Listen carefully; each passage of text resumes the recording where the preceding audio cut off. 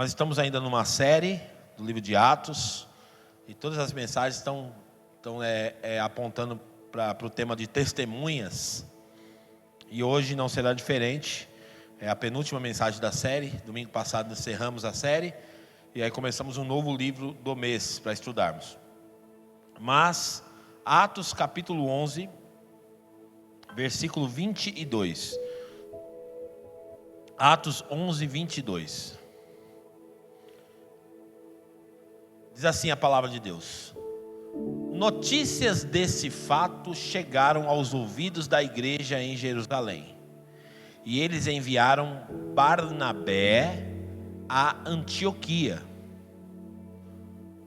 Este, ali chegando e vendo a graça de Deus, ficou alegre e os animou a permanecerem. Diga assim: permanecerem. A permanecerem fiéis ao Senhor de todo o coração. Senhor, nós te agradecemos nessa manhã, que a tua palavra possa fluir poderosamente deste lugar, trazendo edificação para todos nós, encorajamento e desafios em nome de Jesus. Amém e amém. Queridos, esse texto eu até já preguei em uma das mensagens, eu falei o que era o contexto aqui. Havia uma igreja em Jerusalém, que era a igreja mãe, onde tudo começou. Lembra quando Jesus falou assim: não saiam de Jerusalém até que do alto vocês sejam revestidos de poder. Então essa igreja nasceu em Jerusalém, era a igreja mãe, a igreja onde estavam todos os apóstolos. Só que por causa da morte de Estevão, a igreja se dispersou, e aí isso trouxe crescimento para a igreja cresceu em várias regiões. E uma das regiões que a igreja cresceu foi na região da Antioquia. E nesse lugar chamado Antioquia, nasce uma igreja gentílica, uma igreja que não era de judeus. Então, um crescimento muito grande, porta da graça foi aberta, a salvação para muitas pessoas. E essa igreja começa a crescer. Um avivamento começa a acontecer, a ponto da igreja de Jerusalém, que era a igreja mãe, mandar ir até Jerusalém um homem chamado Barnabé. Barnabé vai até Antioquia para verificar o que estava acontecendo. E aí o texto, volta lá de novo para mim no texto, por favor. Volta dos dois versículos, o 22 e o 23. Só para contextualizar. Então, notícias do fato. Que fato? A igreja estava crescendo muito em Antioquia. Então a notícia do fato chegou ao ouvido da igreja de Jerusalém. Eles enviaram Barnabé para Antioquia. Vai lá, o 23. Este ali chegando, o que ele viu? A graça de Deus. Ele viu como Deus estava salvando as pessoas ali. Ele ficou alegre e os animou a permanecerem. E o tema da minha mensagem hoje tem a ver com isso: consolidação, testemunhas da consolidação. E o que a palavra consolidação quer dizer? Essa palavra consolidação não é um ministério da igreja, é muito mais abrangente. Por quê? Porque fala de criar caminhos para que as pessoas permaneçam. Por muito tempo a igreja parecia uma grande rodoviária. Então as pessoas vinham, mas elas não permaneciam. Então elas saíam. Então ficava aquele movimento rotativo dentro da igreja. A igreja, ela não tinha um crescimento permanente. Ela do mesmo jeito que ela estava cheia hoje, amanhã ela estava cheia de novo, só que com rostos diferentes, pessoas diferentes. E a ideia é que as pessoas permaneçam.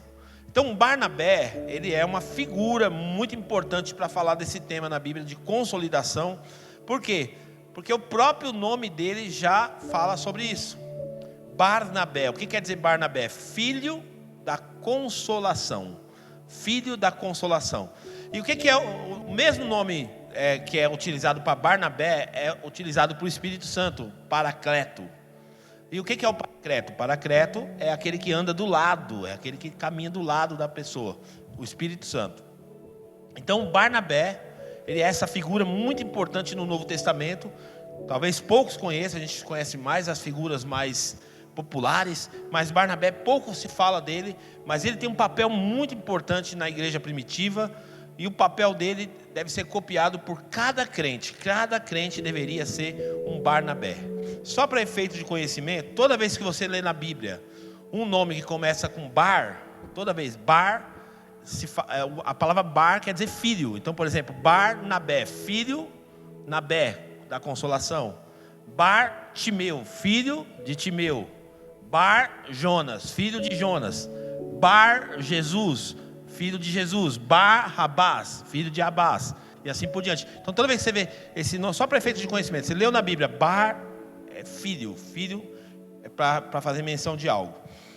Então o Barnabé, ele tem essa característica muito importante dentro da igreja, que é a característica de ajudar as pessoas a se firmar no caminho da fé. Queridos, é um mal que tem acontecido com a igreja evangélica já há muito tempo, que tem sido prejudicial para a igreja, é a mensagem do triunfo. Essa mensagem é a mensagem que a gente mais gosta de ouvir, é uma mensagem que muito agrada a gente. Por quê? Porque ouvir falar que a gente vai vencer, que a vitória é nossa, que a gente vai conquistar, que a gente nasceu para comer o melhor da terra e não sei o quê. Ouvir todas essas coisas anima a gente, encoraja a gente, estimula a gente. Então a gente fica muito animado quando escuta na igreja uma mensagem dizendo que a gente é vitorioso, que a gente vai vencer, que todas as coisas nós vamos poder, que nós vamos conquistar tudo, que aonde a gente pisar a planta do nosso pé vai ser nosso. Essas mensagens, elas são empolgantes para nós, mas porém essas mensagens nos transformaram em pessoas egocêntricas. Por quê? Porque o centro de uma mensagem dessa somos nós mesmos. Nós somos o alvo da mensagem, tudo é para nós. Então quando a gente vem para a igreja para buscar para nós uma vitória, para buscar uma melhora para nós, para buscar, eu estou indo na igreja que eu estou orando muito para Deus me dar condição de ter minha casa, eu estou orando muito para Deus me dar um carro, eu estou orando muito para mim ter condições de trabalhar naquela empresa, de ter aquela faculdade.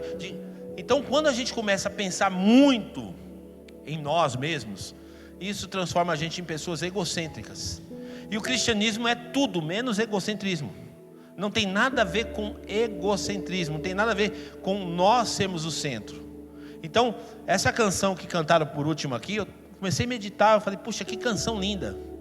Que ela começa dizendo que não quero as bênçãos, né? Jesus não deve nada para mim. Que teologia maravilhosa. Aí ela fala assim, eu lamento, não é isso que falou na canção? Lamento por, como é que é? Lamento por não, como é que é? Não, foi outra parte. Não, antes. Lamento por viver para mim mesmo, uma coisa assim, não é isso? Lamento por viver para mim mesmo. Gente, isso é muito sério. Então, a culpa não é do povo, a culpa às vezes é do púlpito da igreja, porque essas mensagens, elas empolgam a gente. Sair daqui pensando que a gente vai conquistar tudo, e não tem nada de errado em conquistar, não tem nada de errado em ter as coisas. Eu não estou aqui querendo pregar para vocês uma teologia franciscana, dizendo que você, que Deus só se agrada de você se você não tiver nada, se você for um pobre coitado, um miserável. Não é isso. Mas também eu estou querendo mostrar para você um outro lado da mensagem, que o evangelho não tem nada a ver com você. Você não é o centro do evangelho, você não é o centro da mensagem. Então, nós precisamos primeiro pensar exatamente dessa maneira, que nós não somos o centro. Então, Jesus não morreu na cruz para que eu tivesse uma vida melhor. Jesus não morreu na cruz para que eu tivesse conquistas financeiras, que eu tivesse um patrimônio gigante, nada disso. Tudo isso são consequências de uma vida com Deus. Eu conheço muitos irmãos do nosso meio que Deus tem abençoado demais, e eu fico muito feliz. Pessoas que têm carros, pessoas que têm mais de uma propriedade, pessoas que têm realmente experimentado coisas bacanas no âmbito material, e não tem nenhum problema com isso. Agora, inclusive não tem nenhum problema que eu estou para entrar na minha casa própria, graças a Deus. Agora, daqui 2 semanas, se Deus quiser, já estou mudando para minha casa, se Deus quiser. Porém, eu entendo que Jesus não deve nada para mim. Então é a graça de Deus, nem para mim, nem para você. Então, falar do cristianismo não é falar de nós mesmos, mas o cristianismo, ele tem muito a ver também com o outro. Tem muito a ver com quem está do nosso lado. Tem muito a ver com o nosso próximo. Então, quando a gente é egocêntrico, nós somos o centro. Mas quando a gente é altruísta, o nosso irmão é uma preocupação nossa. As pessoas que estão do nosso lado são as nossas preocupações. Então, é sobre isso que a gente vai conversar um pouquinho dentro dessa temática consolidação. Só recapitulando, consolidação é a capacidade da estratégia que a igreja tem de ajudar as pessoas a se firmar tanto na fé quanto na igreja local. Por quê? Porque não tem como desassociar uma coisa da outra. Tem um grupo grande que cresceu hoje chamado desigrejados. Os desigrejados, eles são um pouco confusos. Por quê? Porque eles têm problemas sérios com a igreja. Eles dizem que amam Jesus, mas eles têm problema com a igreja. Eles têm problema com a instituição chamada igreja. Então não tem como você amar o noivo e odiar a sua esposa. Não tem como. Então por isso que a gente combate um pouco a ideia dos desigrejados. E para que serve a igreja? A igreja não é a casa de Deus. Sabia disso? Que aqui não é a casa de Deus? Por quê? Porque a Bíblia diz que Deus não habita em templos feitos por mãos humanas. Então aqui não é a casa de Deus. A gente tem essa mania de achar que aqui é a casa de Deus. Não, aqui o lugar é santo. Não, o lugar é santo aonde um santo está. Se você é santo, o lugar se torna santo. Ok? Então, não é o local que é santo. Então aqui, do que se trata esse edifício? Aqui é um local onde nós nos reunimos para ter um pouco de conforto, para não estar debaixo do sol, para não estar debaixo da chuva. É simplesmente isso, esse local do nosso encontro aqui. Porém, o maior benefício de se reunir como igreja são os relacionamentos que a gente desenvolve.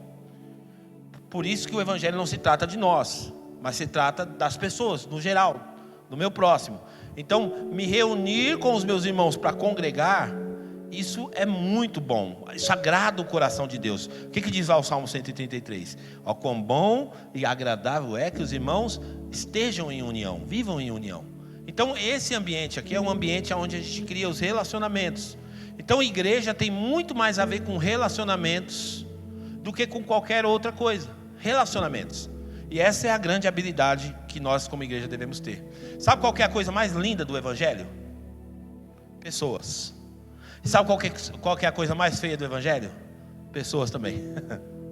Por quê, pastor? Porque pessoas também são problemáticas, pessoas também são complicadas. Então, relacionamento é desafiador para todos nós. Somos difíceis dos relacionamentos. E consolidação fala de relacionamento, fala de se relacionar com as pessoas, para criar um ambiente onde seja agradável para estarmos convivendo como irmãos em Cristo no mesmo ambiente. Então, consolidação é um processo de firmar a pessoa e de integrar a pessoa no corpo de Cristo. Por exemplo, muitas pessoas chegam aqui todos os meses. Tem alguém aqui pela primeira vez aqui hoje? Levanta a mão, primeira vez. Tá ali, um casal lindo, bonito ali. Nem parece que é a primeira vez, parece que eu já te conheço já, né? Tem mais um casal lindo aqui também, ó. Vamos imaginar, eu não sei se eles são de longe, de perto, são amigos de vocês? Moram longe? Oi? Mora lá, tão pertinho. Tá. E vocês moram? No Vila Rica. Então, por exemplo, uma das nossas missão como igreja é fazer com que seu nome, por favor? Juan, Marília. Juan e a Marília. Uma das nossas da nossa missão como igreja é fazer com que o Juan e a Marília e o Américo, Hermínia, se sintam bem aqui e sejam integrados, porque a pior coisa que tem é você chegar no local e você se sentir um peixe fora d'água. Sim ou não? Sim ou não? É muito ruim. Então, integrar essa pessoa, fazer ela se sentir parte, fazer ela, o senso de pertencimento. Poxa, isso vai fazer com que ela volte, com que ela permaneça, com que ela crie laços, com que ela desenvolva os relacionamentos e sinta que faz parte da família. Então esse é a nossa grande missão. Então quando eu falo, gente, que o evangelho não se trata de nós mesmos, isso a Bíblia está recheado de exemplos. Sabe qual que é a palavra mais triste da Bíblia que eu encontrei aqui? João capítulo 5, versículo 7. Antes de eu falar de Barnabé, eu vou fazer essa introdução para depois falar dele. João 5, 7. Isso aqui acontece muito na igreja nos dias de hoje. Isso aqui é uma passagem conhecida do tanque de Betesda. Quando Jesus chega lá naquele tanque, ele encontra um homem paralítico. Esse homem, que não tinha movimentos, não podia se movimentar, Jesus pergunta para ele se ele queria sair daquela vida. E na cabeça dele, a possibilidade dele sair daquela vida só tinha um jeito, que era seguir o plano. E qual que era o plano? A ideia é que as águas se moviam e quem pulasse primeiro na água era curado. Essa era a crença deles. Não era uma crença cristã, mas era uma crença deles. E aí Jesus fala para ele assim: você quer ser curado? Aí o que o paralítico responde? Senhor, eu não tenho ninguém.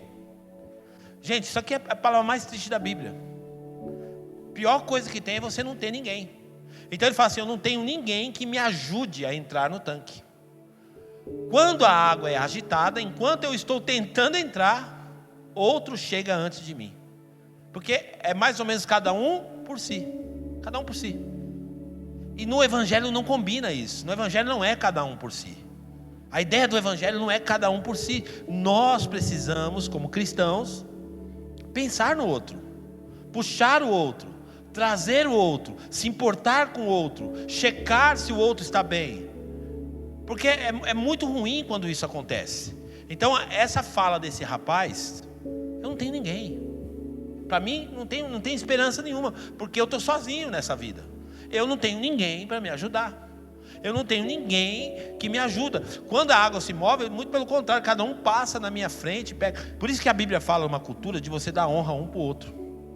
Uma vez eu lembro que para educar crente às vezes dá trabalho, principalmente quando é confraternização.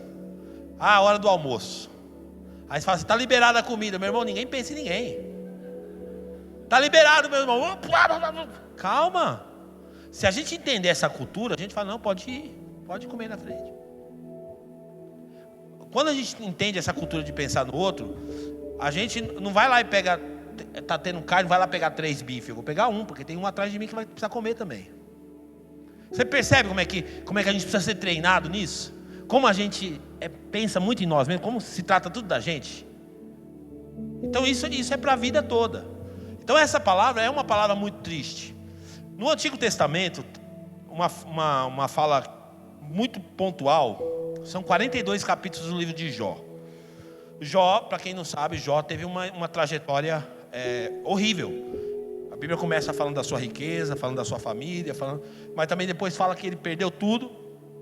Depois passa vários capítulos, Jó argumentando com Deus, Deus tratando Jó.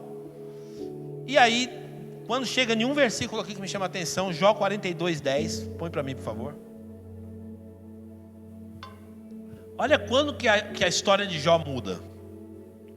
Depois que Jó orou por seus amigos, o Senhor o tornou novamente próspero e lhe deu em dobro tudo que tinha antes. Então, enquanto Jó estava tentando argumentar, nada mudou na vida dele. Mas quando ele se posiciona, ele fala assim: não se trata de mim, se trata do meu próximo. E a Bíblia fala que quando ele ora pelos seus amigos, Deus muda o cativeiro dele, Deus muda a história dele. Então o cristianismo tem a ver com o outro. É você tirar o foco de você e colocar o foco no outro. E aí o que acontece? A Bíblia é tão linda que a Bíblia vai nos encorajar e vai mostrar para nós que se nós priorizarmos o outro, é o desafio, para nós é desafiador, mas se nós priorizarmos o outro, Deus vai olhar para nós de uma forma diferente. Por isso que Mateus 6,33, vamos ver.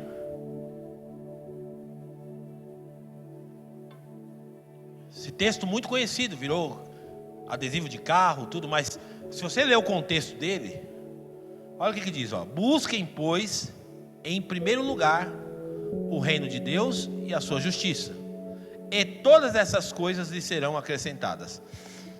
Tem um monte de versículo que antecede esse, que dá o contexto para esse, mas se a gente ler todo o contexto, você vai ver que está tratando de gente, de pessoas, está falando dos relacionamentos. Então quando eu busco em primeiro lugar o reino de Deus, o que é buscar o reino de Deus? Buscar as coisas que interessam para Deus. E o que mais que se interessa para Deus? Deus morreu por areia? Deus morreu por pedra? Deus morreu por lata? Não, Deus morreu por gente. Então o que mais interessa para Deus? Pessoas. Então quando eu me preocupo com pessoas, quando eu busco o reino de Deus e as coisas concernentes ao reino de Deus, as demais coisas que eu acho que eu preciso são acrescentadas na minha vida. Mas a gente inverte a ordem das prioridades. E a gente, em nome das nossas conquistas pessoais, em nome daquilo que a gente quer para nós mesmos, nós saímos atropelando tudo e todos. Não pensa em ninguém. E não se importa com ninguém. Por isso que eu falei, comecei introduzindo, a teologia da igreja não pode ser triunfalista. Você não pode chegar aqui no culto e sair tão empoderado a ponto de não olhar para o lado. Muito pelo contrário, o culto é bom quando você sai daqui olhando para os outros e não para você. Quando você sai olhando para a necessidade do outro e não para a sua. E aí, na medida que você olha para a necessidade do outro, Deus olha para a sua necessidade. É o que diz a Bíblia. Busca o reino de Deus, se importa com o que Deus se importa, se interessa pelo que Deus se interessa, e as demais coisas vão ser acrescentadas na nossa vida. Aquilo que a gente busca incansavelmente, sabe, que sacrifica, que atropela, que não sei o que, tudo, aquilo, o próprio Deus vai cuidar dessa área da nossa vida. Mas para viver esse versículo tem que ter muita fé. Fala, poxa, eu vou me privar de mim mesmo para pensar no outro, para servir o outro, para me importar com a necessidade do outro, com a dor do outro. E as minhas dores, quem é que vai se preocupar comigo? E os meus problemas, quem é que vai se preocupar comigo? Aí aplica a fé. A Bíblia diz, se eu focar no do outro, ele foca no que é meu. Isso é fé, gente. Isso é milagre de Deus que acontece. O apóstolo Paulo, ele foi um exemplo disso para nós. Esse grande bandeirante do cristianismo, que só se tornou o grande bandeirante do cristianismo por causa de Barnabé. Eu vou explicar para você a história daqui a pouquinho, você vai ficar empolgado com essa história. Porque a história de Paulo não seria nada se não fosse um homem chamado Barnabé que entrasse e assumisse a responsabilidade. O objetivo da nossa pregação hoje é responsabilizar você com a vida do teu irmão. É responsabilizar você pelo outro, pelo cuidado do outro, para servir o outro. E o apóstolo Paulo, ele inspira muito a gente, porque ele tem uma fala dele aqui que eu gosto muito, 2 Coríntios capítulo 12, versículo 15.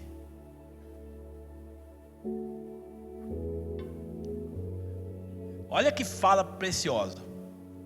Assim, de boa vontade, por amor de vocês, gastarei tudo o que tenho, e também me desgastarei pessoalmente, visto que os amo tanto. Devo ser menos amado? Olha o que Paulo está dizendo. Fala assim, ó, eu vou gastar tudo que eu tenho, e vou além, vou me desgastar de forma pessoal, em favor de vocês. Então, esse amor que deve envolver a nossa vida. Um amor que está disposto. Gente, de verdade como que a gente é. Sabe por que a gente dá cesta básica na igreja? Para diminuir a nossa culpa. É verdade.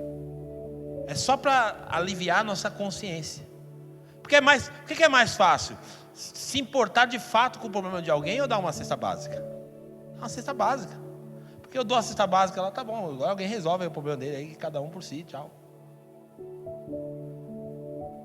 Então, dar uma cesta básica parece muito nobre, mas é muito pequeno. Porque dar uma cesta básica não é se envolver profundamente com aquilo que a pessoa está passando. Porque às vezes nem tudo se resolve com alimento. Nem tudo é um óleo, uma lata de óleo, um pacote de arroz, não. Tem coisa que um abraço resolve. Tem coisa que você parar e falar, vamos ouvir você um pouquinho. Só ouvir a pessoa, dar atenção para ela, resolve. Mas a gente está muito ocupado, a gente, não, vamos dar só a cesta básica, já. E aí eu fico com a minha consciência tranquila, que eu estou ajudando o meu próximo. Olha como é que a gente é. É o engano que a gente conta para nós, é a mentira que a gente conta para a gente mesmo. Gente, isso é uma realidade. Então, quando a gente olha para a vida de Paulo, a gente se inspira, porque ele fala assim, olha, eu de muito boa vontade. Ele não é pressionado, não. Eu não estou fazendo porque estou sendo pressionado. É de boa vontade. Eu, de muita boa vontade, gastarei tudo que eu puder. E ainda vou me deixar me gastar pessoalmente por amor a vocês. Então esse é o sentimento que deve ter em nós. Por isso quando a Bíblia fala assim, haja em vós o mesmo sentimento que houve em Cristo Jesus. Qual é o sentimento que tinha em Jesus? Sabia que ninguém matou Jesus? A Bíblia fala assim, ele fala assim, ninguém tira a minha vida, eu a dou. E ele diz, então Jesus não morreu, Jesus não mataram Jesus. Ele morreu de tanto que deu, que se esvaziou. Nem sangue não tinha mais no corpo, só água, de tanto que ele deu. Então é muito profundo isso. O que eu quero dizer com isso com você? Sobre o nosso envolvimento como igreja em relação às almas. Pessoas são importantes para Deus, pessoas são preciosas para Deus. E aí nós vamos fazer uma reflexão nessa manhã. Nós estamos nos preocupando com pessoas. Nós estamos de fato olhando para pessoas. O que é ganhar uma alma, por exemplo? Ganhar uma alma é mais do que fazer um evangelismo. Eu não tenho nada contra o evangelismo, amo o evangelismo. Eu acho que é muito válido. Fiquei sabendo que ontem lá o pessoal do Fisgão estava lá, né, Zé? Fazendo evangelismo ontem, né? De porta em porta, entregando um folheto. Isso é muito importante, super válido. Só que uma alma, ela não é ganha no evangelismo. Às vezes eu vejo pregadores que eles vão lá e falam assim, essa noite foi benção, 22 almas para Jesus. Mentira. Porque uma alma não se ganha num apelo. Não é a pessoa vir aqui fazer uma oração, Senhor, eu te entrego a minha vida, pronto, está resolvido. Está nada. A alma, ela só pode ser contabilizada se ela permanece. Por isso que Barnabé fala, olha, eu estou exortando vocês a permanecerem. Uma alma só é contabilizada no reino de Deus se ela permaneceu. Não é só o fato de fazer uma oração, agora já entreguei minha vida para Jesus. Não, essa vida precisa permanecer. O que diz a Bíblia em João capítulo 15? João 15, 12. Olha que interessante, 15, 12.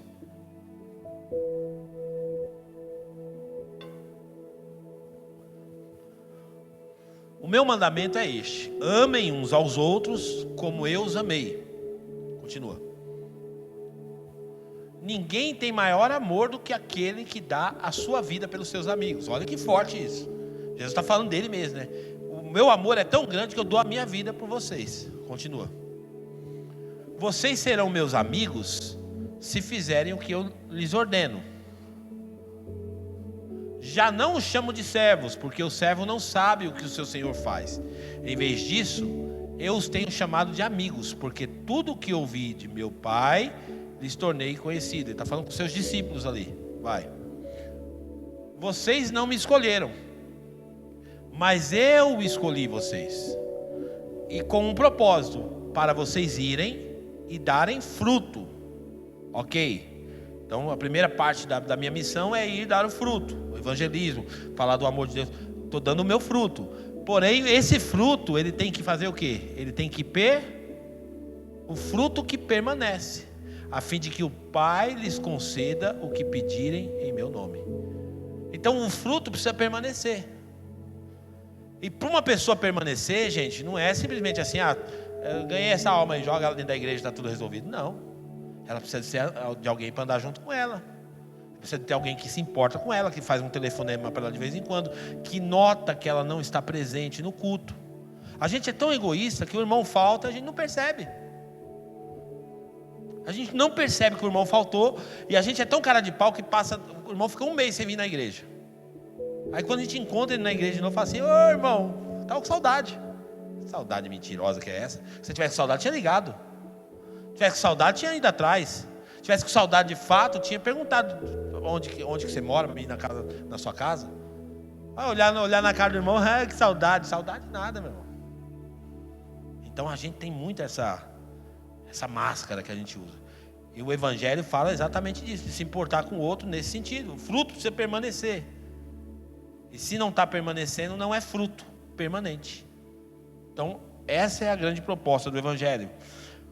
Tem um provérbio de Salomão que é muito aleatório dentro do contexto todinho. É muito aleatório o que ele falou. Provérbios 11:30.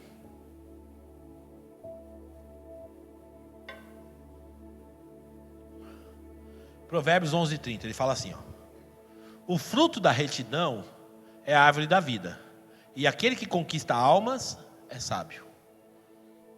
Conquistar uma alma. Conquistar alma não é uma tarefa fácil. Conquistar alma não é uma tarefa fácil. Mas a Bíblia está dizendo que quem conquista a alma é uma pessoa sábia. Por que que é sábio? Porque existe benefícios para quem se importa com o que Deus se importa. Muitos benefícios, que eu podia ficar citando aqui a manhã inteira. Vários. Então, uma alma que não está consolidada não é uma alma ganha.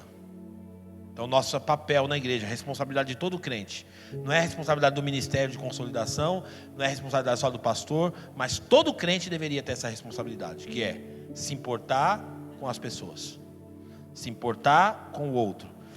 Olha só que interessante, Paulo, ele vai falar lá em Gálatas, a gente vai estudar esse livro de Gálatas ainda, que ele é muito forte, mas quando Paulo escreve para os Gálatas, Paulo tinha passado por essa igreja, tinha estabelecido essa igreja, e depois ele vai fazer viagem missionária de novo, e essa igreja é introduzida por uma doutrina do legalismo. Aí o que acontece com essa igreja? Ela enfraquece, ela não estava 100% consolidada. Então essa doutrina mexeu com essa igreja. Olha que interessante. Gálatas capítulo 1, versículo 6. Quando Paulo fica sabendo disso, acompanha comigo essa leitura que é muito edificante. Admiro-me de que vocês estejam abandonando tão rapidamente aquele que os chamou pela graça de Cristo, para seguirem outro evangelho, porque era uma falsa doutrina entrando dentro da igreja para tirar as pessoas, porque a falsa doutrina faz isso. Por isso que a gente tem que proteger um ao outro. Sabia que teve um caso aqui na nossa igreja muito tempo atrás, que teve uns irmãos que começaram a escutar um pastor de internet, que eu não vou falar o nome dele, vou falar assim, vai, Caio Fábio, o nome dele. Não sei se eu falei certo, para você depois pesquisar e virar discípulo dele também, Senhor. Mas tem umas ideias muito loucas. Muito louca. Ele já foi um dos maiores pastores desse país. Mas ele se perdeu primeiro ele teve um problema de um caso extraconjugal. E aí. Mas enfim, ele foi discipulando. Ele discipula um monte de gente pela internet. E aí ele começa a pregar um evangelho libertino. E as pessoas começaram a ouvir muito ele, se afastaram da fé. Então a falsa doutrina é muito perigosa. Aproveitando, abro um parênteses bem grande. Toma cuidado com os pregadores da internet, porque não é eles que vão cuidar de você. Nem sabe que você existe. Na hora que a barriga doer, não é eles que vão vir resolver o seu probleminha. Então cuidado com os pastores de internet. Não estou dizendo que você não pode ouvir, eu escuto. Selecione o que você escute e faça o filtro, retenha o que é bom. Mas toma muito cuidado. Por fim, volta ali para mim, por favor. Ele fala assim: então eu estou admirando que vocês abandonaram o evangelho. Estão abandonando. Aí, vai lá, versículo 7. Que na realidade não é o evangelho. O que ocorre é que algumas pessoas o estão perturbando, querendo perverter o evangelho de Cristo. Então a preocupação de Paulo com essa igreja, ele manda essa carta. E aí Paulo falou assim: poxa, mas vocês ainda não estão ganhos, vocês ainda não estão consolidados. E lá no capítulo 4 e no versículo 19, põe para mim por favor, 4:19 de Gálatas ainda. Meus filhinhos, novamente, olha o que Paulo vai falar, novamente. Por que novamente? Porque ele já tinha feito um trabalho com essa igreja, mas essa igreja começou a se perder. Aí ele fala: meus filhos, novamente estou sofrendo as dores de parto por sua causa, até que Cristo seja formado em vocês. Olha que analogia que ele faz. As mulheres sabem muito bem o que é uma dor de parto, melhor do que os homens. Eu já tive pedra no rim, que é a dor que mais se aproxima, né? É uma dor terrível, que não tem como você resolver ali. Então Paulo está dizendo assim: olha, eu estou de novo sofrendo dor por vocês, para Cristo ser formado em vocês. Isso é consolidação. Eu estou sofrendo, está doendo, para que você se firme em Jesus, para que você se estabeleça em Cristo, para que você tenha uma fé saudável, para que você tenha uma fé robusta, para que você tenha uma fé que realmente esteja firmada. Eu estou sofrendo por vocês. Por fim, vamos falar então de Barnabé, que é o nosso personagem principal dessa história. Mas antes de falar de Barnabé, a gente tem que falar de Paulo e da sua conversão. Então, o Saulo, que antes de ser Paulo se chamava Saulo, ele era um perseguidor da igreja.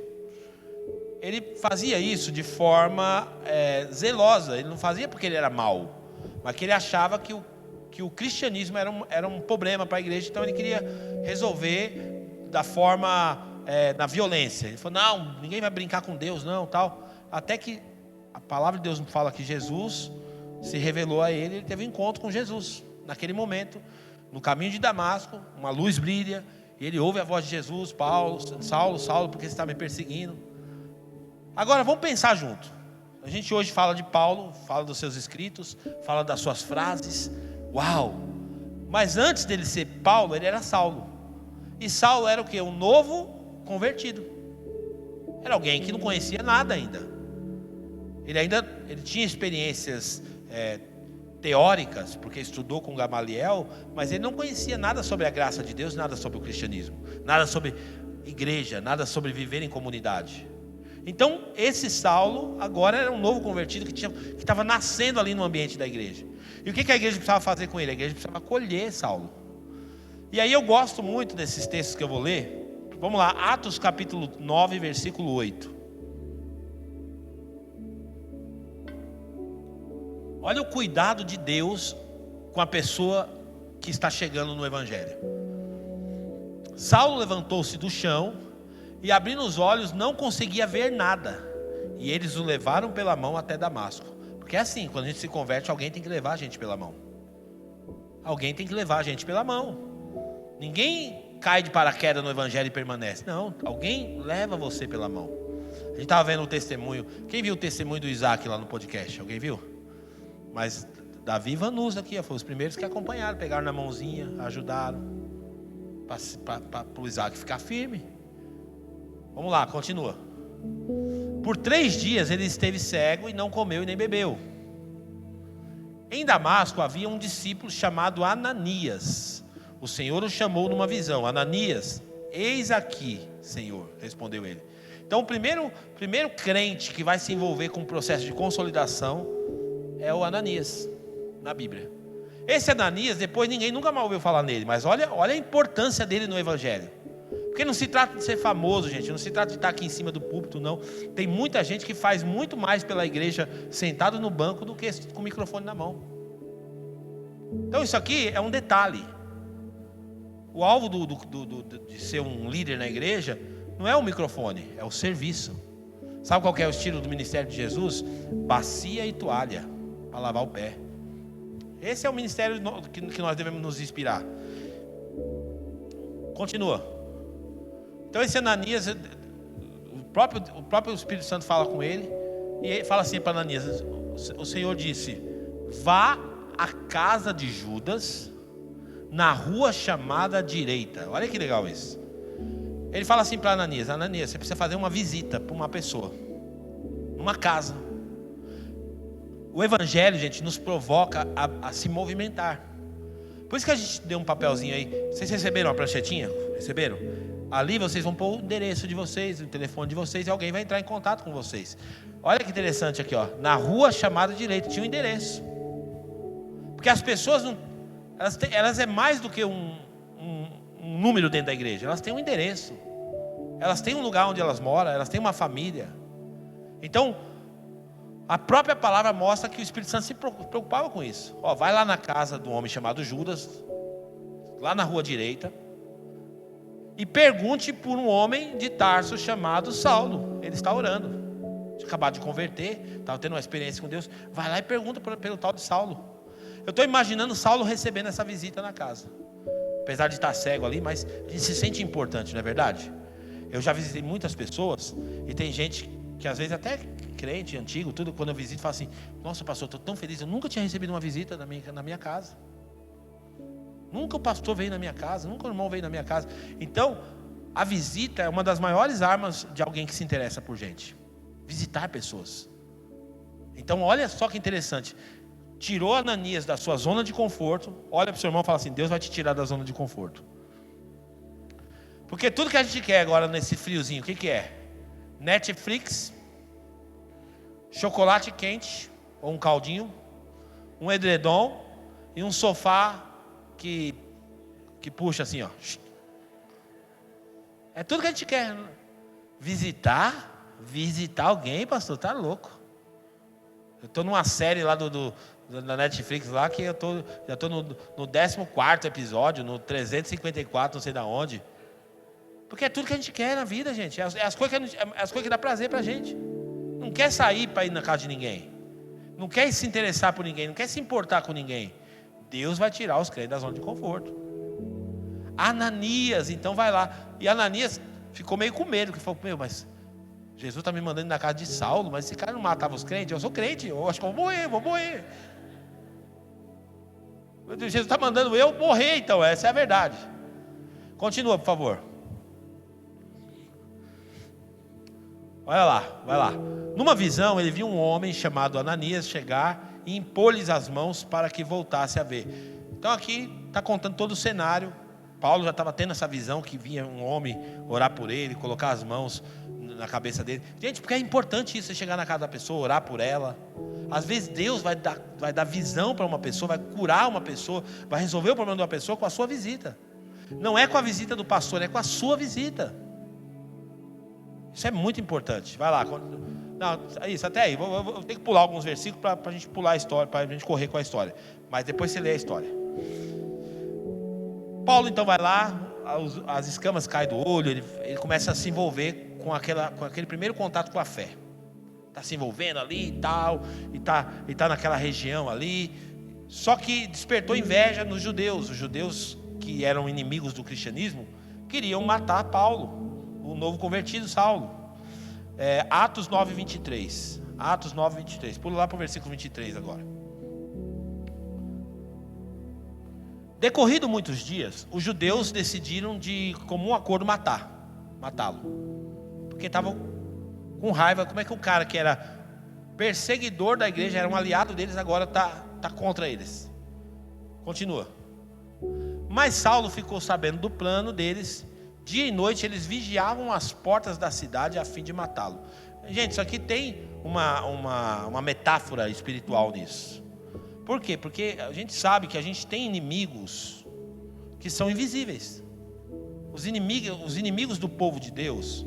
A Bíblia fala que o diabo, ele é o nosso adversário e ele anda no derredor. Você já viu o diabo andando no derredor na sua vida? Nunca viu, mas anda. Então ele quer arrancar as pessoas, ele quer tirar as pessoas, ele quer arrastar as pessoas para fora desse ambiente. Por isso que a igreja, essa comunidade, é um lugar seguro para nós, como cristãos. Então, de dia e de noite vigiando Saulo. De dia e de noite vigiando para tentar matar ele. Continua a história. Mas os seus discípulos o levaram de noite e o fizeram descer num cesto através de uma abertura na muralha. A gente tem que mandar esse Saulo para outro lugar, porque aqui ele está correndo perigo. Botaram ele dentro de um cesto e desceram pelo muro lá e deram uma fuga para ele lá. Vai embora, Saulo. Para onde que Saulo vai? Vamos ver para onde que ele vai. Quando chegou em Jerusalém é um lugar seguro, ok? A igreja, estou indo para a igreja lá onde estão os apóstolos, a igreja mãe. Vou lá para Jerusalém. Vou ficar lá, que lá eu tenho certeza que eu vou ser bem recebido, que eu vou ser bem acolhido, que eu vou ser bem tratado, que as pessoas vão me querer lá perto. Mas quando ele chegou em Jerusalém, ele tentou reunir os discípulos. Vamos me reunir aqui com o pessoal aqui. Mas todos estavam com medo dele e não acreditando que ele fosse realmente um discípulo. Gente, a gente não pode ter medo das pessoas. Às vezes as pessoas querem aproximação, mas nós repelimos as pessoas. Saulo ele queria esse relacionamento, ele queria se envolver com a igreja, ele queria fazer amizade na igreja, ele queria estar perto dos irmãos da igreja, mas os irmãos fizeram o quê? Todos estavam com medo dele e não acreditavam que ele fosse realmente um discípulo, então não se aproximaram dele. Olharam para ele com um olhar preconceituoso e não chegaram perto dele. Não, a gente não quer amizade com você. Pensa a chance que esse homem tinha de ficar na igreja. Era grande ou não? Não. Como é que você vai ficar numa igreja que você está querendo fazer amizade aqui? Eu quero fazer amizade com o Everton fala, não, tenho medo. Vou fazer amizade com o Leandro? Não. Vou com o Davi? Não. Como é que você vai ficar numa igreja dessa? Que você quer chegar perto e as pessoas estão te repelindo. Tem a tal da panelinha na igreja, não tem? As panelinhas. Gente, isso é coisa do inimigo. Panela dentro da igreja, não pode. A não ser que ela esteja com a tampa aberta. Os irmãos pular dentro da panela, junto. Então nós precisamos ter esse entendimento. Acaba o culto, a gente precisa se envolver com gente. Por isso que a gente faz aqui na igreja muito. Você já viu a gente fazer muito, é intencional. Sai do seu lugar, cumprimente seu irmão. Mas isso não pode ficar só nisso. Tem que se estender. Tem que ir para a casa das pessoas. Tem que se envolver com as pessoas. Ah não, pastor, eu não gosto de ir nas casas não, que vai dar problema. Dê problema, que dê. Vai lá dar um prejuízo para o irmão, vai lá comer. Eu não gosto não que o irmão vai na minha casa lá e come demais. Não tem problema, irmão. Agora tem gente que até diz que o pastor estava indo na casa do irmão lá, a criança gritou: esconde o bolo! Pode, irmão. Crente, se tem uma coisa que crente gosta de fazer é comer. Crente não bebe, mas come, é uma maravilha, né? E olha, os crentes de hoje tem uns que não podem nem falar que não bebem, tem uns que estão até bebendo. Mas, né, esse é assunto para outra pregação. Vamos lá, continua, por favor. Então Barnabé, olha o Barnabé aqui, agora vai chegar a história. Agora o Barnabé aparece na história. Então Barnabé, quando percebe que ninguém está querendo chegar perto dele, o Barnabé fala: opa, calma aí, eu não vou perder o Saulo não. Então Barnabé o levou aos apóstolos. Falou: não, calma aí, vem aqui.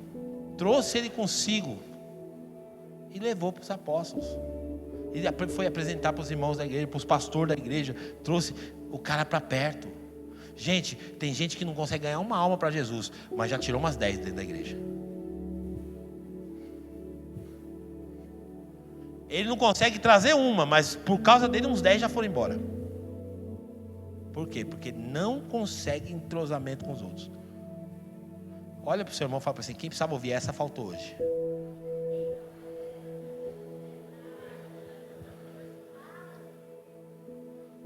Está entendendo? O Barnabé pega, eu sou fã do Barnabé, gente. Eu sou fã do Barnabé, porque ele pega o Saulo e ele vai lá e leva Saulo e conta como no caminho Saulo viu o Senhor, e que lhe falaram, e como em Damasco havia pregado corajosamente em nome de Jesus. Então, olha só, o Barnabé estava integrado com a história de Saulo. Gente, se tem uma coisa que é horrível dentro de uma igreja, é você não saber o nome dos outros.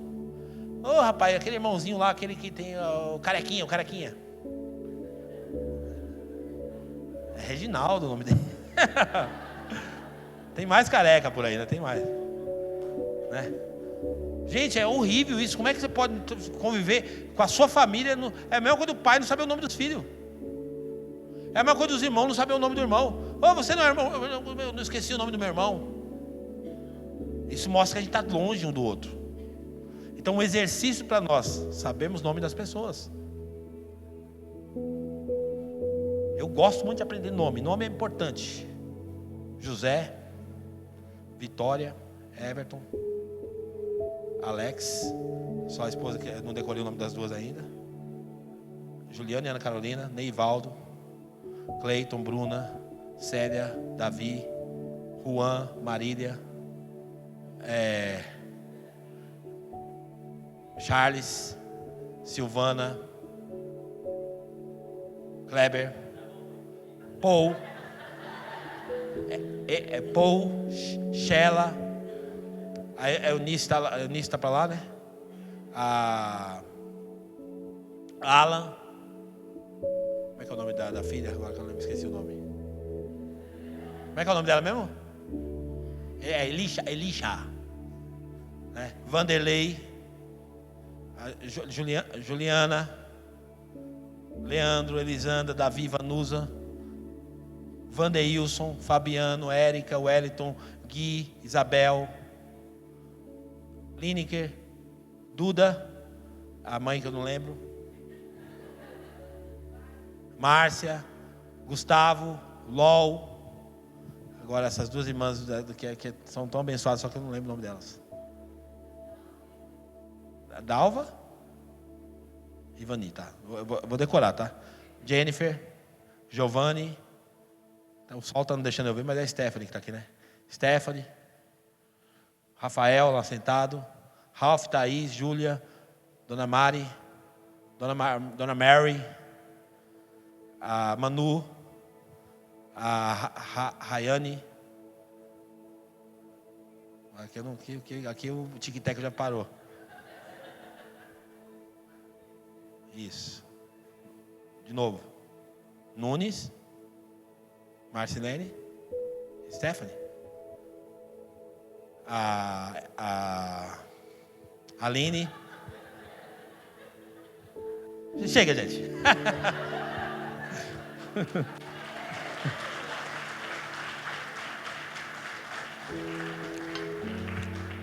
Mas é muito importante isso para a gente saber o nome dos outros.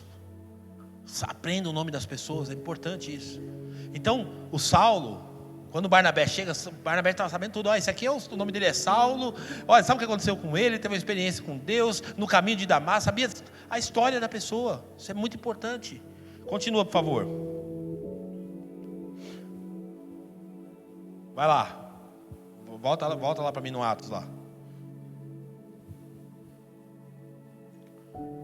Então Barnabé o levou, 28.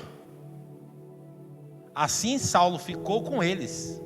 Opa, essa palavra é bonita, né? Ficou com eles, não foi embora não. Se dependesse daqueles outros irmãos safadinhos lá do capítulo do anterior, não tinha ficado. Mas graças a Barnabé, que encostou do lado e apresentou todo mundo, o Saulo ficou. Ficou com eles e andava com liberdade em Jerusalém. Olha agora. Está integrado, está gostando de estar ali no meio deles, pregando corajosamente em nome do Senhor. Mas aí mais uma vez, esse irmão Saulo começa a dar problema, porque o pessoal começou a ficar com raiva dele, queria matar ele de novo. Aí sabe o que fizeram com ele?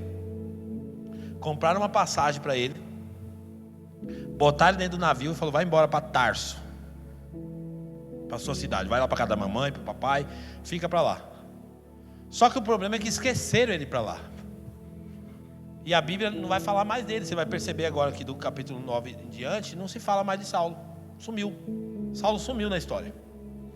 A história é muito interessante. Sumiu. E só vai voltar a falar de Saulo de novo no capítulo 11. Então ele fica sumido. Porque a igreja comprou uma passagem lá, jogou ele lá dentro do navio, vai embora, tá dando problema aqui para nós, o pessoal tá querendo matar você, tal, e mandou ele embora. Só que o Barnabé de novo vai entrar na história. Vamos lá para o versículo, capítulo 11, versículo 19. E aí vai voltar lá para o texto que a gente já leu no começo. Lembra que eu contei a história? Barnabé vai saber do que está acontecendo. A igreja de Antioquia está crescendo. Os que tinham sido dispersos por causa da perseguição, desencadeada com a morte de Estevão, chegaram até Fenícia, Chipre e Antioquia, anunciando a mensagem apenas aos judeus. Alguns deles, todavia, cipriotas e sirenes, foram a Antioquia e começaram a falar também aos gregos, contando-lhes as boas novas a respeito do Senhor Jesus. A mão do Senhor estava com eles e muitos creram e se converteram ao Senhor. Notícias desse fato, lembra, foi o versículo que a gente leu, chegaram aos ouvidos da igreja em Jerusalém e eles enviaram Barnabé para Antioquia. Continua. Este ali chegando, vendo a graça de Deus, ficou alegre, os animou a permanecerem fiéis ao Senhor de todo o coração. Então quando Barnabé chega lá, vê aquele movimento, tudo, só que aí Barnabé lembra de uma pessoa. Sabe uma coisa? Onde é que está Saulo? O que será que ele está fazendo? Será que ele está bem? Será que ele está firme na fé? Vamos lá, continua. Ele era um homem bom, cheio do Espírito Santo, de fé. Muitas pessoas foram acrescentadas ao Senhor. 25. Então Barnabé foi a Tarso procurar Saulo. Gente, nós temos que sair para procurar Saulos. Às vezes o Saulo está faltando, sumiu, está em algum lugar. A iniciativa de Barnabé fala: vou procurar o Saulo. Onde é que está o Saulo? Quem que você tem procurado, meu irmão? Ou você está no evangelho triunfalista que só pensa em você mesmo? Não, estou pensando agora no meu próximo carro, qual que vai ser? já tenho esse, agora eu vou comprar um maior. Estou pensando agora na minha próxima casa. Estou pensando agora na minha próxima televisão. Agora estou pensando no meu próximo. Só no próximo material e nos próximos espirituais. O próximo de verdade que importa. Nós estamos preocupados com eles? Não estamos. Então, ele está dizendo assim, o Saulo, o Barnabé vai lá, vou procurar o Saulo. Aí eu estou imaginando agora. Volta lá para mim, por favor, o texto. Olha, eu estou imaginando, presta atenção, que interessante. Ele sai para procurar o Saulo. Olha lá. Então Barnabé foi a Tarso procurar o Saulo. 26. E quando encontrou, encontrou. Eu estou imaginando ele procurando. Porque não é que nem hoje, gente. Hoje você tem o GPS, vai lá. A gente chega lá em Tarso e fala, eu estou procurando um homem chamado Saulo, alguém conhece ele, filho não sei de quem, não sei o que e tal. É difícil achar. Mas ele achou. E quando ele encontra o Saulo, ele leva o Saulo com ele. Fala, não, você não vai ficar para trás não, Saulo. Está acontecendo um movimento tão grande, a igreja está crescendo lá em Antioquia. Você tem que andar comigo, cara. Você tem que fazer parte disso. Você tem que viver isso comigo. Você tem que participar dessa história comigo. Vamos, você não vai ficar para trás não. Nós precisamos de mais Barnabés na igreja.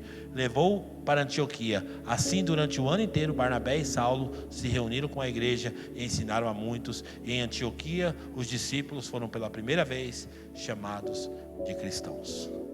Gente, isso é muito forte. Nós precisamos ter o mesmo comportamento de Barnabé. Barnabé é para nós uma referência de crente. É um crente que merece ser copiado. Vamos ficar de pé. Pode subir o louvor aqui. Tinha mais um tanto ainda para me pregar aqui, mas quinta-feira eu vou terminar essa mensagem na quinta-feira aqui, sobre consolidação. Quinta-feira eu concluo a mensagem, que não vai dar tempo hoje. Mas nós precisamos muito de ter pessoas na igreja que tenha esse mesmo perfil. Quando acaba o culto, meu irmão, procura alguém que você não conhece. Aproxima. Se interessa por ela. Tem gente que fala assim, não, pastor, eu nem gosto de perguntar se a pessoa está bem, porque se ela falar que não está, eu vou ter que ajudar ela. É verdade. Tem irmão que você até atravessa a rua. Tinha um irmão ali que o apelido dele era Zé Meningite. Tinha uma música acho que é não sei se é do Zeca Pagodinho, sei lá. Fala, o Zé Meningite, já teve labirintite, já tive não sei o que. Fala, tudo que é doença eu tinha.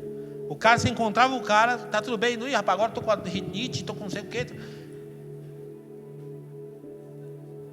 Então, mas é mais fácil pra gente. Lembra que eu falei? É mais fácil você ajudar com a cesta básica. Porque você não tem que se envolver. Né? Não, vou dar uma cesta básica e a minha parte está feita. Minha consciência está tranquila?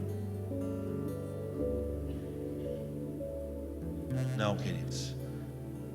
Cristianismo não tem nada a ver com você mesmo, tem a ver com o outro. Lembre-se disso. Jó teve a sua vida mudada depois que passou a orar pelos seus amigos. Se importe com alguém, você vai ver coisas vão desatar na sua vida. Pode ter certeza. Cuida do que interessa para Deus. Esse dia eu estava tomando um café em casa, conversei com a minha esposa, falei uma coisa interessante que eu comecei a pensar na hora de um texto bíblico. O apóstolo João.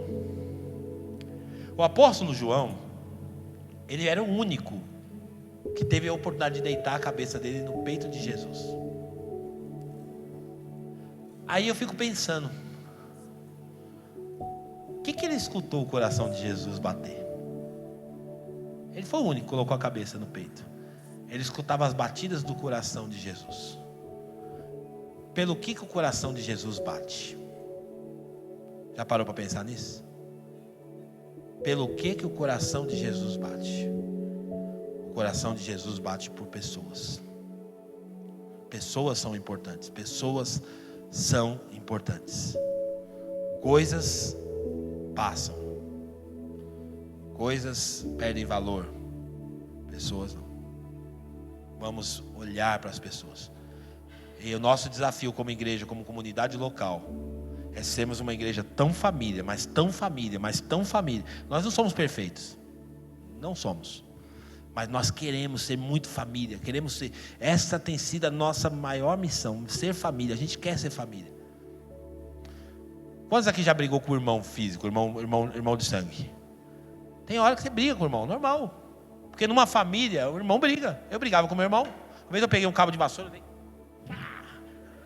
Ele abaixou, amassou a geladeira. Minha mãe me bateu depois. Tá vendo? Foi fazer o mal para o outro, voltou contra mim mesmo. Mas numa família, irmãos brigam. Normal. Eu não acho estranho. Eu não acho estranho, às vezes, numa família, ter algum tipo de desconforto. Porque é uma família. Só não tem desconforto onde não vive família, onde os relacionamentos são superficiais. Aí não tem desconforto. Agora, onde tem relacionamento, vai ter uma coisa que eu vou falar que vai desagradar você, uma piada que eu vou soltar que você não vai concordar. É normal. Agora, a gente não pode deixar de ser família por causa dos problemas, não. Porque a gente precisa resolver. É só não levar para o coração. Seja um Barnabé nessa comunidade. Deus conta com você. Seja um Ananias que sai para fazer uma visita. Fala, pastor, eu vou visitar. Seja alguém que fala assim, pastor, eu vou participar de uma célula. Às vezes a gente não quer participar da célula porque quer evitar exatamente esse ambiente comunitário, mas é normal. Na célula tem um irmão que fala mais alto, um que fala mais baixo, um que não fala, um que mastiga, só sai pão pela boca na hora que está mastigando. É normal, é uma célula. Uma família de doido, de gente maluca, de gente... É normal. Ah, não, mas eu não quero. Não, é normal. Que Deus nos ajude, gente. Que nós possamos realmente viver isso. Se não for para viver isso, gente, não é evangelho, é qualquer outra coisa. É qualquer outra coisa, menos evangelho. Cristianismo e cristianismo de Jesus tem a ver com gente. Você sabe por que a cruz tem duas madeiras? Olha a volta aí a cruz. A primeira madeira, que é essa daqui, ó, que está na vertical, ela fala do relacionamento de Deus para com o homem e do homem para com Deus, apontando para os relacionamentos com Deus. E a vertical fala do relacionamento com o meu próximo, com quem está do meu lado, com quem está do outro lado. Relacionamentos.